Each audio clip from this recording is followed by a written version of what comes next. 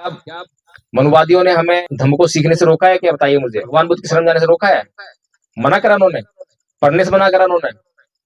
कुछ मना नहीं करा। लेकिन हम पढ़े ना, हम भगवान बुद्ध के धर्म को ना जाने, हम बाबा साहेब संविधान को ना पढ़े, और दोष किसको दें? मनुवादी देश को खा रहे हैं, मनुवादी देश को नष्ट कर रहे हैं, मनुवादी संविधान को खत्म कर रहे हैं। इसका मतलब जो ये नारे लगा रहे हैं वो लोग हमें गुमराह कर रहे हैं, बाबा साहब का अपमान कर रहे हैं। क्योंकि बाबा साहब ने क्या कहा कि एक गरीब को भी इस देश का प्रधानमंत्री बनने का अधिकार है। ठीक है, एक गरीब को भी। लेकिन आज एक गरीब जो है, जैसी वो चुनाव लड़ने की सोचता है कि नहीं मैं तो चुनाव नहीं लड़ पाऊंगा क्योंकि मेरे पास पैसा नहीं, ऐसा सोचता है। अब बताइए बाबा साहब ने क्या ऐसा लिखा है संविधान में कि चुनाव लड़ने के लिए इतने रुपए चाहिए? हमारे पास एक योजना ये है कि जैसे हमने इन बच्चों को तैयार किया ना, कैसा लगा इन बच्चों को तैयार किया आपको? अच्छा लगा? तो आपके गांव में जितने भी बच्चे हैं, सबसे पहले उनका एडमिशन विश्व शांति निवारण स्कूल जो वहां पे खुला है, सभी जानते हैं खुला हुआ स्कूल, वहां पे उनका एडमिशन कराना है। ठीक है, कोचिंग दे रहा है, इंग्लिश, मैथ्स और साइंस वगैरह जनरल जो क्लासेस है वो भी चल रही है। ये काम हो रहा है। तो आपको जरूरत है बच्चों की इन बातों की, है ना? इसके बाद हम फरवरी मार्च से अगले साल जो आने वाला है उससे यहाँ पर नर्सरी से लेकर 5वीं क्लास तक स्कूल शुरू करने वाले हैं। ठीक है, और उसमें जो है जो आचार्य बन जाएंगे हमारे बच्चे उनको फ्री एजुकेशन। ठीक है, और ड्रेस भी इनकी लागू होगी, ड्रेस बनवाई जाएगी, और इनके लिए किताबें होंगी इंग्लिश मीडियम की, अंग्रेजी माध्यम शिक्षा देंगे। ठीक है, अब ये स्कूल चलाने के लिए, अब स्कूल चलाने के लिए खर्चा तो होता ही है, खर्चा कहां से आएगा ये बताइए? और आप ही के बिहार में उन्होंने ज्ञान प्राप्त किया, आपके लिए बहुत प्रसन्नता की बात होनी चाहिए ना? तो हम लोग क्या कार्यक्रम मना रहे हैं?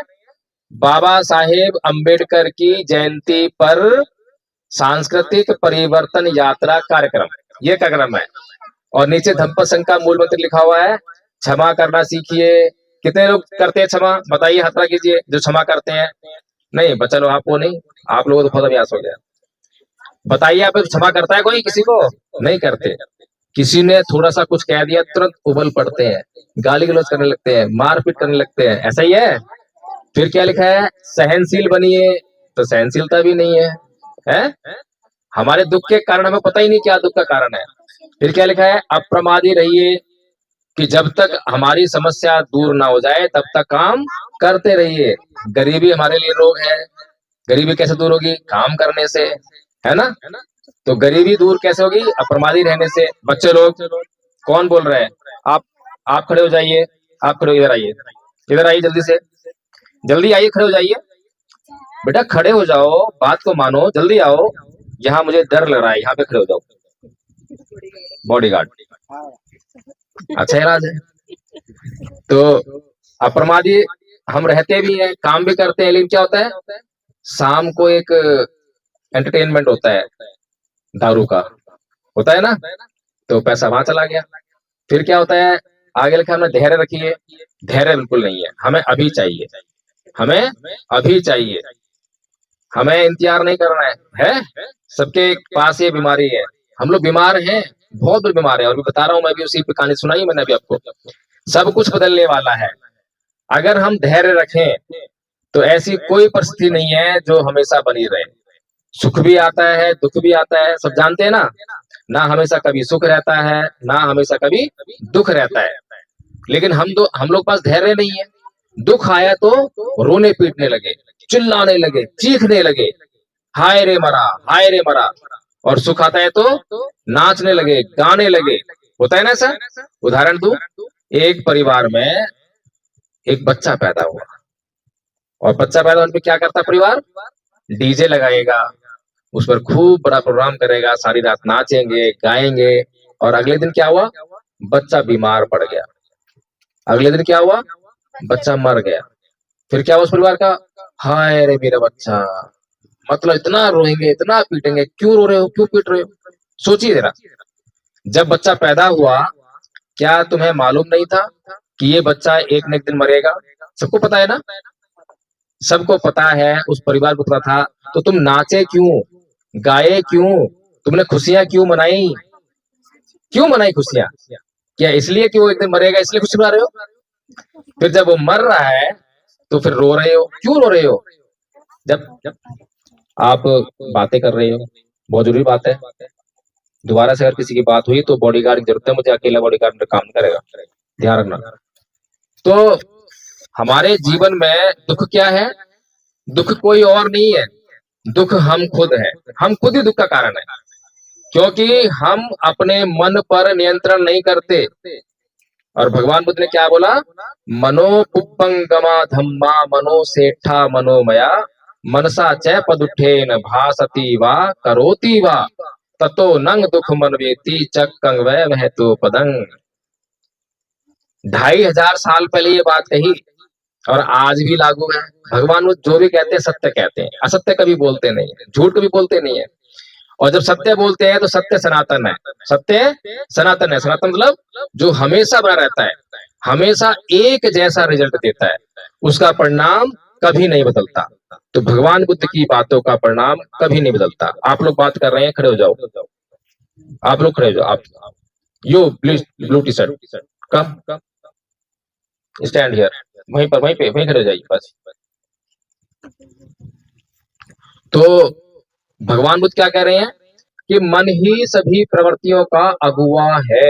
इसका मतलब जो भी हम काम करते हैं वो सबसे पहले कहाँ आता है? मन में आता है, वहीं आता है ना। सोचिए जरा, कोई भी काम आप करते हैं तो काम करने से पहले मन में सोचते हैं ना, पहले उसके बाद ही काम करते हैं। फिर उसके बाद क्या है? मन ही श्रेष्ठ है। मन क्या है? श्रेष्ठ है। क्यों श्रेष्ठ है? क्योंकि हर बात इसके नियंत्रण में है, इसके बिना कोई बात कोई काम हो ही नहीं सकता। अब बताइए, मन श्रेष्ठ हुआ नहीं हुआ? फिर क्या है? मन श्रेष्ठ है और सब कुछ मनोमय है। मनोमय मतलब सब कुछ मन से बना हुआ है। जरा एक बार चारों तरफ नजर घुमा के देखो कि क्या क्या मन से बना है। ये ईंटा जिसने बनाई है, पहले क्या वो मन में आई एक बात कि ईंट की जो जरूरत है, दीवार बनानी है, दीवार खड़ी करनी है, पहले हमने गारे से बनाई, मिट्टी से बनाई, उसमें तकलीफ हो रही थी, ईंट का दिमाग लगाया, दिमाग में आई कि ईंट पर लगा लो, फिर ईंट कच्ची बनी, फिर दिमाग आया कि ईंट को पका लो। ऐसा ही हुआ ना। ये स्टैंड, ये माइक, ये दरी, ये जितनी भी चीजें बनाई है हमने, ये सब मन से निकली है। मन से निकली है। सबसे पहले इंसान जब पैदा हुआ तो कुछ नहीं था उसके पास, जंगल में ऐसे ही नंगा घूमता फिरता रहता था, कपड़े भी नहीं थे। फिर उसने जो है, जब बारिश होने लगी, धूप होने लगी, गर्मी सर्दी होने लगी, तो बचने के लिए कभी पेड़ के नीचे, कभी पहाड़ के नीचे, कभी गुफा के अंदर वो अपना आश्रय लेने लगा, है ना। जब उसके पास इतनी बुद्धि भी नहीं थी, धीरे धीरे विकास हुआ बुद्धि का, धीरे धीरे विकास हुआ, और विकास करते करते आज आप इतने अच्छे अच्छे मकानों में बनाकर रहते हैं। और आपके गांव में जो है दोनों तरह के वो हैं। पिछली जिंदगी आपको दिखाई दे रही है, मिट्टी के मकान बने हुए हैं। आज की मॉडर्न जिंदगी दिखाई दे रही है, पक्के घर बने हुए हैं, है ना, टाइल के भी घर बने हुए हैं। आपको सब पता है कि हाँ ये पुराना जमाना है, ये नया जमाना है। तो इसका मतलब सब कुछ विकास हुआ है, चमत्कार कुछ नहीं हुआ। कोई चमत्कार हुआ है क्या? बताइए, वो चमत्कार हुआ कोई? अगर किसी ने कोई चमत्कार किया होता तो जब मनुष्य नंगा घूम रहा था, जब उसको कपड़ों की जरूरत थी तभी कपड़े देता उसको। दिया किसी ने कपड़ा? किसी ईश्वर ने, किसी देवी देवता ने कोई कपड़ा नहीं दिया। बेचारा हमारे पूर्वज जो है, कितने लोग जो है सर्दी से मरे होंगे, कितने गर्मी से मरे होंगे, कितने बारिश में बाढ़ में बह गए होंगे। हुआ ना, कोई बचाने नहीं आया। लेकिन हम लोग जो है ये सोचते हैं कि चमत्कार होता है, जादू होता है ना। लेकिन भगवान बुद्ध जो कर रहे हैं कि चमत्कार से कम है। और भगवान बुद्ध सच बोलते हैं, गलत नहीं बोलते। तो भगवान बुद्ध क्या बोल रहे हैं कि सभी कुछ मन में आता है और मन से ही सब कुछ होता है, ये सब कुछ मनोमय है। तो अगर सब कुछ मन में आता है तभी बाहर उसका कार्य का परिणाम आता है, तो फिर हम अपने मन में अच्छी बातें क्यों ना लेकर आए? सोचिए जरा, एक आदमी सोचता है अपने मन में, क्या सोचता है कि भाई मुझे अपना परिवार चलाना है, परिवार चलाना है तो धन कमाना है। कितना धन कमाना है? कि मुझे 10,000 रुपए की नौकरी मिल जाएगी तो मेरा काम चल जाएगा। एक आदमी सोचता है। तो बताइए, जब मन में उसने 10,000 रुपए महीने की इनकम के बारे में सोचा, तो क्या अपनी पूरी जिंदगी में कभी वो 20,000 50,000 कमा पाएगा? कभी नहीं कमा पाएगा, क्योंकि वो उससे कम ही कमाएगा। जितना मन में आया है उतना ही काम करेगा, उतना ही विचार करेगा, उससे ज्यादा नहीं करेगा। एक आदमी सोचता है कि भाई मेरा तो 1 लाख रुपए महीना से भी काम चलने वाला नहीं है। अब सोचिए, जिस आदमी ने अपने मन में ये सोचा कि मेरा तो 1 लाख रुपए महीने से भी काम चलने वाला नहीं है, तो क्या वो कभी 10,000 रुपए पाएगा? अगर काम करेगा तो कम रह जाएगा, तो कितना कम रहेगा भाई? 1 लाख नहीं तो 90,000 है, और कम होता 80,000, और कम रहेगा 70,000। इससे कम तो नहीं आएगा, क्योंकि उसका गुजारा ही नहीं होने वाला। तो हमारे मन में बहुत कुछ है। जिसने मन में जैसा विचार लेकर आया, छोटा विचार लेकर आया तो छोटा बन गया, बड़ा विचार लेकर आया तो बड़ा बन गया। इसीलिए बाबा साहब कहते हैं, लो एम इज क्राइम, छोटा लक्ष्य अपराध है। क्या है? छोटा लक्ष्य अपराध है। उदाहरण के लिए बाबा साहब भी कहते हैं कि जब हमारे समाज की कोई महिला गर्भवती होती है, तो वो क्या सपना देखती है कि कहां पर चपरासी की, कहां पर मजदूर की, कहां पर सफाई कर्मचारी की जॉब खाली है, जहां पर मेरा बच्चा कल को अपना पेट पालने का रोजगार करेगा। ये हमारे समाज की महिलाएं देखती है सपना, जब वो गर्भवती होती है। वहीं पर जब दूसरे जाति के जो महिलाएं हैं, जो अपने आप को ऊंची जाति का कहते हैं, जब वो महिलाएं, आप आचार्य जी, आचार्य जी, आचार्य जी, आचार्य जी, आइए, आइए, इधर आइए, जल्दी आइए, खड़े हो जाइए, यहाँ पे खड़े हो जाइए, आइए, वहां खड़े हो जाइए, बाबा को डर लग रहा है। हाँ, तो दूसरे समाज की जो ऊंची जाति की कही जाती हैं, वो जब सपना देखती हैं, जब गर्भवती आती है, तो क्या देखती हैं? कहां पर जज की कुर्सी खाली है, कहां पर आईएएस आईपीएस की कुर्सी खाली है, कहां पर वकील डॉक्टर इंजीनियर की कुर्सी खाली है, जहां पर जाके मेरा बच्चा बैठेगा। अब सोचिए, जिनके मन में केवल अपने बच्चे को आईएएस आईपीएस जज वकील डॉक्टर बनाने की ही बात है, क्या उनके बच्चे कभी सफाई कर्मचारी का काम करेंगे? क्या बताइए मुझे, कभी मजदूर बनेंगे? और जो लोग अपने बच्चे को केवल सफाई कर्मचारी मजदूर बस पेट पालने तक सीमित रख रहे हैं, क्या उनके बच्चे कभी आईएएस ऑफिसर आईपीएस जज डॉक्टर वकील बन पाएंगे? तो भगवान बुद्ध ने क्या गलत कहा बताइए? और भगवान बुद्ध को कोई मानना नहीं चाहता। भगवान बुद्ध ने इस बिहार की भूमि पर अपने धर्म का प्रचार किया। अगर भगवान बुद्ध की बातें हमारे घर में आ जाएं, तो हमारे सारे दुख दूर हो जाएं। लेकिन हम लोग तो भगवान बुद्ध की बात क्यों मानेंगे? हमने तो तुलसी का पौधा लिया, उस पर लाल चुन्नी बांध दी, उसकी पूजा करना शुरू कर दिया। अरे भाई, ये क्या बात हुई बताइए? अब वो पौधा है ना, उस पर तुमने चुन्नी बांधी तो तुम्हें क्या देगी वो पौधा? चुन्नी नहीं बांधोगे तो क्या देगा पौधा? अगर उस पौधे में तुमने रोज पानी नहीं दिया तो मर जाएगा। चाहे तुम चुन्नी बांधो चाहे मत बांधो, कोई फर्क पड़ रहा है क्या? बताइए मुझे। लेकिन हमारे दिमाग में किसने भर दिया? जो लोग नहीं चाहते कि भगवान बुद्ध और बाबा साहेब हमारे घर में आए, उन लोगों ने हमारे दिमाग में ये बात डाल दी। कभी पेड़ के धागे बांध रहे हैं, कभी पेड़ पे दीपक जला रहे हैं, उससे हम पेड़ को नष्ट कर रहे हैं। ऐसी बातें हमने सीखी, लेकिन भगवान बुद्ध की बातें हमने नहीं सीखी। तो जिन बातों को करने से हमें फायदा होगा और उन बातों को नहीं करेंगे, तो क्या हमें फायदा हो पाएगा? जो भोजन हमें खाना चाहिए वो तो हम खाए ना। जैसे बच्चे लोग होते हैं ना, उनको बोले कि भाई पालक खाओ, है पालक खाओ, और क्या खाओ?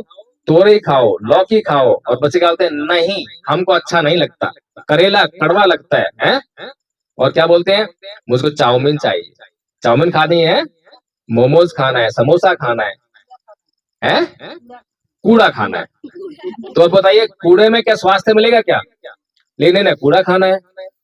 तो इसलिए भगवान बुद्ध हमारे लिए बहुत महत्वपूर्ण है। भगवान बुद्ध क्या है? बहुत महत्वपूर्ण है। भगवान बुद्ध आपको आपकी जिंदगी को जीने के लिए, आपके दुखों को दूर करने के लिए हर एक बात बता रहे हैं। उदाहरण दूं एक और, मैं एक उदाहरण देता हूं। हमारे पास 6 इंद्रियां हैं। कौन कौन सी है? जीभ, आंख, त्वचा, कान, नाक और मन। ये 6 इंद्रियां हैं, और 6 इंद्रियों के अपने अपने विषय हैं। अब एक इंद्रिय लेंगे, जीभ है, एक इंद्रिय है, इसका विषय क्या है? टेस्ट, स्वाद, है ना? अब जैसे ही भोजन जो है इस जीभ पर आता है तो क्या होता है? या तो हमें अच्छा लगेगा तो क्या कहेंगे? और ले आओ मम्मी, और दो, और दो। खानी थी 2 रोटी और खा गए 4 रोटी। आप जो 2 रोटी एक्स्ट्रा खाई है उसका क्या होगा, नुकसान तो होगा। हो सकता है कि तुरंत ही उल्टी हो जाए या पेट में दर्द होने लग जाए, हो सकता है ना। अगर नहीं भी हुआ तो जमा हो गया पेट में, 1 साल बाद 2 साल बाद मोटापे के रूप में, डायबिटीज के रूप में, किसी न किसी रूप में जो है वो नुकसान देगी ना। अगर भगवान बुद्ध की बात मानी होती, भगवान बुद्ध क्या कहते हैं, शुभानुपस्सिंग विहरंतं इंद्रियेषु असंभुतं भोजनमहि च अमतयुं कुशीतं हीन वीर्यं संग पसहति मारो वातो रुखं व दुब्बलं। कि जो लोग शुभ ही शुभ देखते हुए फिरते हैं, सब कुछ अच्छा है, ठीक है, उन्हें कुछ गलत दिखाई नहीं देता, और जो इंद्रियों से असंयमित हैं, इंद्रियों पर कंट्रोल नहीं है, जीभ पे भोजन आया और अच्छा लगा और चाहिए ज्यादा खा गए, कंट्रोल नहीं है, भोजन की मात्रा नहीं जानते, तो उनको जो है वो इतने कमजोर हो जाते हैं, तो वह उनको जो है मार उसी तरह से तंग करती है जैसे कि एक कमजोर वृक्ष को जो हवा है वो उखाड़ देती है। भगवान बुद्ध कहते हैं एक एक बात भगवान बुद्ध की बड़ी इंपॉर्टेंट है, लेकिन भगवान बुद्ध की शरण आएंगे, धम्म की शरण आएंगे, तो भगवान बुद्ध के धम्म का हमें प्रचार करना है। सीधी सी बात आ जाए, भगवान बुद्ध की बातें इंपॉर्टेंट है या नहीं है? कितने लोग चाहते हैं कि भगवान बुद्ध का प्रचार होना चाहिए? अच्छा, तो भगवान बुद्ध का प्रचार करना है या भगवान बुद्ध के धम्म का प्रचार करना है? बताइए, किससे फायदा होगा, भगवान बुद्ध के प्रचार से या भगवान बुद्ध के धम्म के प्रचार से? भगवान बुद्ध के विचार से, यानी कि धम्म से। बिल्कुल ठीक है। अभी समाज में, हाथ नीचे कर लो बच्चों लोग, अभी समाज में किस बात का प्रचार हो रहा है, भगवान बुद्ध का या भगवान बुद्ध के धम्म का? आप लोग आगे आ जाइए ना, थोड़ा सा मैं देखता भी रहूं और समझता भी रहूं। पीछे से आप आगे आ जाइए प्लीज। नहीं, मुझे नहीं दिखाई दे रहा है ना, आप तो मुझे देख रहे हैं क्योंकि मैं कुर्सी बैठा हूं, पर आप लोग दिखाई दे रहे हैं, कोई दिक्कत नहीं। इंद्रियों की बात हमने छोड़ दी बीच में, क्योंकि हमें अपनी महत्वपूर्ण बात करनी है। बाबा साहेब जयंती मना रहे हैं, बाबा साहेब का जो मिशन है, क्या मिशन है बाबा साहेब का? बाबा साहेब का मिशन क्या है बताओ? कि आप लोगों को एमएलए में बनाइए, मिशन है बाबा साहेब का। तो किस चीज का मिशन है? नहीं, चलिए मैं आपका मार्गदर्शन करता हूँ। बाबा साहेब का मिशन है कि आपके दुख दूर हो, आपके दुखों को दूर करना ही बाबा साहेब का मिशन है। सही है गलत है? बाबा साहेब जिए, बाबा साहेब मरे, आपके लिए मरे, आपके लिए जिए, पूरी जिंदगी जिए ना। तो हमें बाबा साहेब का मिशन पूरा करना है। क्यों पूरा करना है? अगर बाबा साहेब का मिशन पूरा हो जाएगा तो उससे बाबा साहेब को फायदा होगा क्या? नहीं होगा ना। क्यों? क्योंकि बाबा साहेब अब हमारे बीच में नहीं है, उन्हें कोई फायदा, कोई नुकसान होने वाला नहीं है। लेकिन उनका मिशन जो है, अगर वो पूरा करेंगे तो उससे किसको फायदा होगा? हमको फायदा होगा। तो हमें उनका मिशन पूरा करना चाहिए।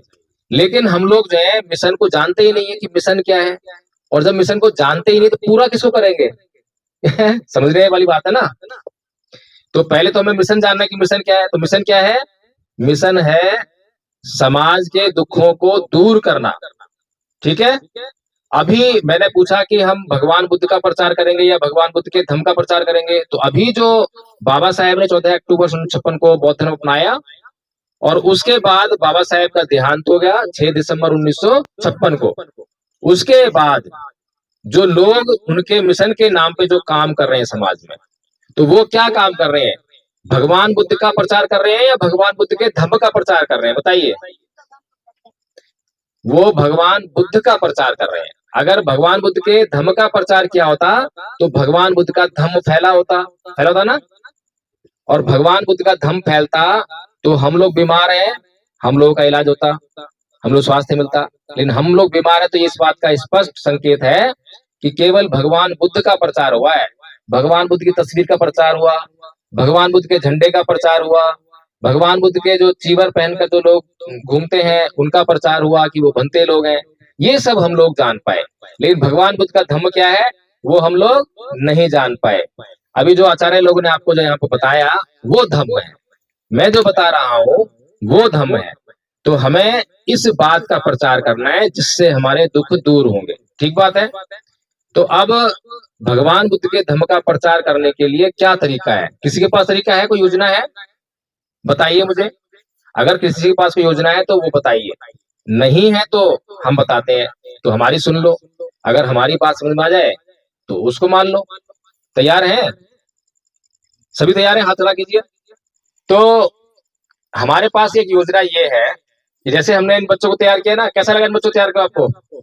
अच्छा लगा? तो आपके गांव में जितने भी बच्चे हैं, सबसे पहले उनका एडमिशन विश्व शांति निवारण स्कूल जो वहां पे खुला है, सभी जानते हैं खुला हुआ स्कूल, वहां पे उनका एडमिशन कराना है। ठीक है? अभी हमारा स्कूल केवल ये धर्म का आपको प्रशिक्षण दे रहा है, साथ में कोचिंग दे रहा है, इंग्लिश, मैथ्स और साइंस वगैरह जनरल जो क्लासेस है वो भी चल रही है, ये काम हो रहा है। तो आपको जरूरत है बच्चों की इन बातों की, है ना? इसके बाद हम फरवरी मार्च से अगले साल जो आने वाला है, उससे यहाँ पर नर्सरी से लेकर 5वीं क्लास तक स्कूल शुरू करने वाले हैं।